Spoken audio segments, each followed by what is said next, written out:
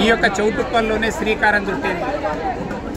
గత ప్రభుత్వము ఈ యొక్క చౌటుప్పల్లోనే ఒక పైలాను నిర్మించి ఆ పైలాను ఒక సంకేతము ఈ తెలంగాణ వ్యాప్తంగా ఇంటింటికి త్రాగునీరు అందించేటటువంటి పథకం అని చెప్పేసి గొప్పలు చెప్పింది. కానీ ఈరోజు ఈ చౌటుప్పలు మున్సిపాలిటీలో త్రాగునీరు లేక ప్రజలు అనేక ఇబ్బందులు పడుతూ ఉన్నారు. ఇంటింటికి త్రాగునీరు అందిస్తామన్న గత ప్రభుత్వం కానీ ఇప్పుడున్న ప్రభుత్వం కానీ అందించకపోవడం చాలా బాధాకరం. అదే రకంగా చౌటుప్పల్ మున్సిపాలిటీ అనేది హైదరాబాద్ దాటిన తర్వాత మరి ఈరోజు నల్లగొండ జిల్లాకు ఒక ముఖద్వారం, మొదటగా వచ్చేటటువంటి మున్సిపాలిటీ. ఇక్కడి నుంచి ఇక్కడ అధికారంలో ఉన్నటువంటి కాంగ్రెస్ ప్రభుత్వానికి అత్యధికమైనటువంటి సీట్లు గెలిపించి ఇచ్చినటువంటి జిల్లా ఉమ్మడి నల్లగొండ జిల్లా.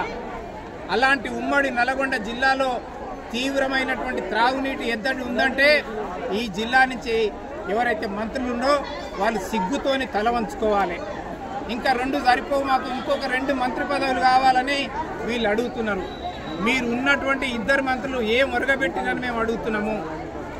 ఈరోజు ఈ రాష్ట్రంలో ఉన్నటువంటి అన్ని సమస్యలకు ఈ జిల్లాలలో ఉన్నటువంటి మంత్రుల యొక్క అసమర్థత కారణంగానే సమస్యలు ఎక్కడేసినా అక్కడ ఉన్నాయి.